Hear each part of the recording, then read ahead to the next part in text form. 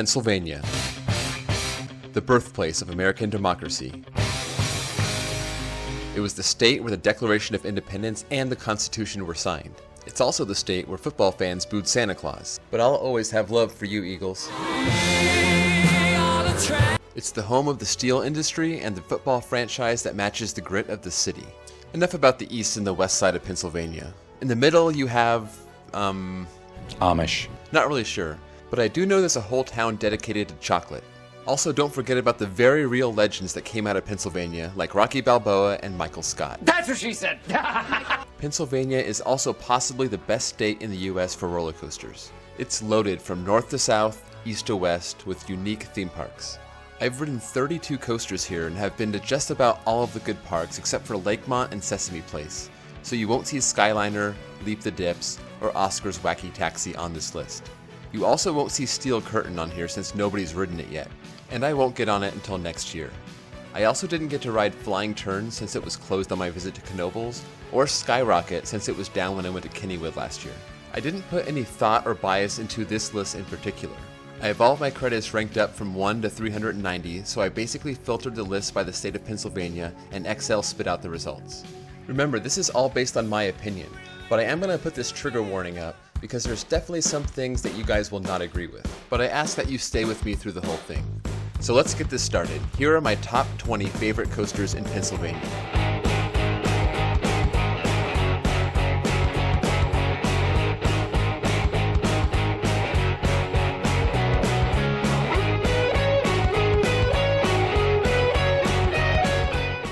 Let's get this rolling with the first looping coaster on the East Coast. Number 20, Super Duper Looper at Hersheypark. It opened in 1977 and features a long terrain layout with a single vertical loop. It basically is the revolution of the East Coast, and it serves basically as a family coaster with an inversion, so it's a perfect choice for kids looking to ride their first coaster with a loop. Otherwise, it's not so thrilling, so it's lower on this list. Number 19, Possessed at Dorney Park. I originally rode this as Superman Ultimate Escape at Six Flags Worlds of Adventure, and it was my first Intamin impulse coaster. These are fun rides, but there's nothing really special about this one. It's the standard model, it doesn't have the holding brake on the back spike, but it's still worth a ride if you hit up Dorney Park. Number 18, Lightning Racer at Hersheypark. There's a lot of big fans of this coaster, but I found it forceless and boring. It wasn't rough and the racing element was good, but this ride just didn't do anything exciting. When I rode it, it was in the middle of the day, and the trains were maybe half full, so that could have made it run slower. And I think it was probably the case because I can't see how anyone would say this is a really good ride if it was running at its best potential when I was there. Heads up guys, it's probably better if I hide under my desk for this one. Number 17, Skyrush at Hersheypark. I didn't like this ride at all, and I really wanted to. I projected it to be a top 10 ride on my 2018 cross-country trip, and I thought I could manage the lap bars, but I couldn't. They ruined the ride. You can see my real-time reaction on the brake run after my first ride on Skyrush right here. I'll probably make a pros and cons video of Skyrush later on to put my complete thoughts on this, but it does have some good redeeming qualities to put it right in the middle of the coasters that I've ridden in Pennsylvania. And if the lap bars truly don't bother you, I could see why this would be one of your favorite coasters. Number 16, Twister at Knoebels. I got one ride on this and it was in the pouring rain, so it was pretty painful, but I did my best to focus on the ride itself since I knew it was going to be my only ride. It was a good, long, lateral-filled ride. It was completely void of any airtime, which is why it wasn't really my type of ride, but I can see why a lot of people would like it, but it would have been nice if they could have mixed up the forces. Number 15, Hydra the Revenge at Dorney Park. I know there's another Florist out there called Bizarro, but that name would have really fit this one. From the JoJo roll to the straight drop to the oddly shaped Cobra roll, it's just a weird ride. I appreciate its unique nature, but I had a weird ride on this in the front row where it nearly jackhammered my teeth out. You may expect that from the back or something, but that front row ride was awful and it made me drop this a little bit on the list. Number 14, Steel Dragon at Waldo.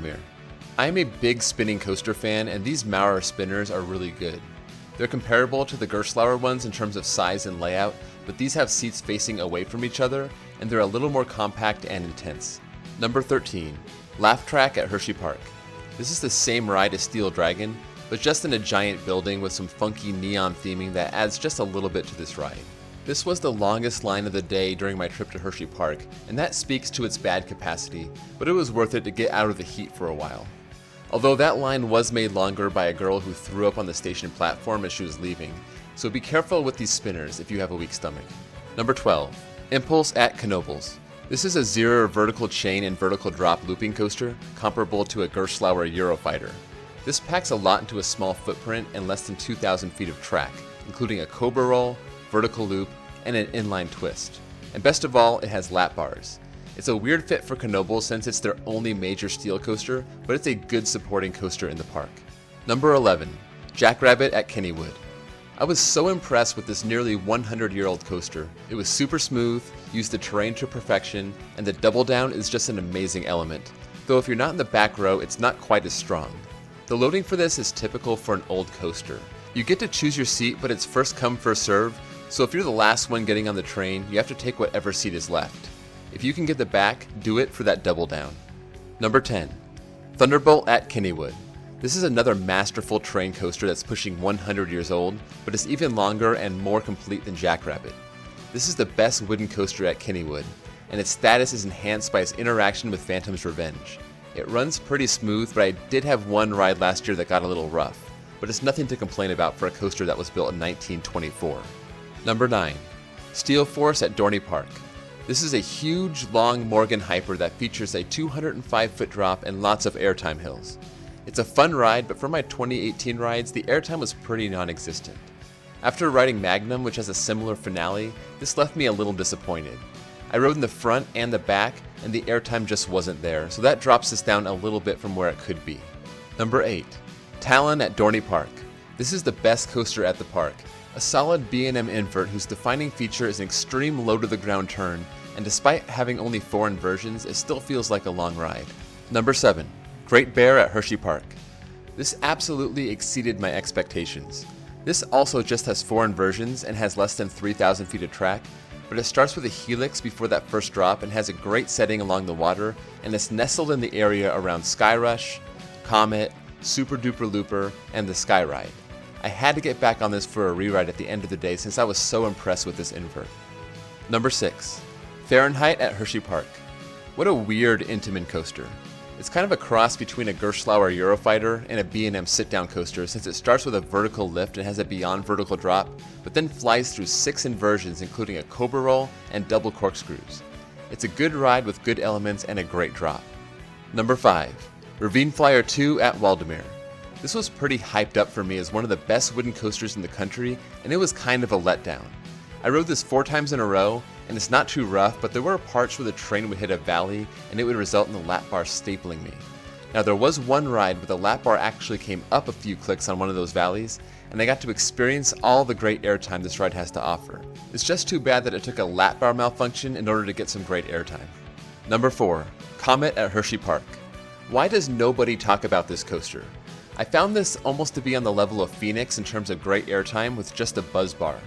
It's not quite on that level, but the first time I rode this, I was beyond impressed.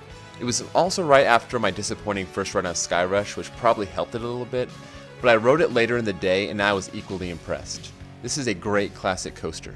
Number 3. Stormrunner at Hersheypark. For my money, this is the best ride at Hersheypark. I've experienced more forceful launches, but this one definitely did the job. It also has a great top hat and great inversions, including that one-of-a-kind flying snake dive. It's a rush, and I like how it doesn't just end after the top hat. Even though the ride is kind of short, it does have some great elements. Number 2. Phoenix at Knoebels. Just like Ravine Flyer 2, this was a coaster that was majorly hyped up, and it let me down, but only to the point where it's only a top 50 coaster, not a top 10 or a top 20. I still had 5 really fun rides on this, and the airtime at the end was really solid, even though it wasn't as insane as people make it out to be. I rode this in the front and the back, and I think the front gives the stronger airtime. I also rode this on a rainy day, so maybe it'll be better on a hot sunny day after it gets warmed up.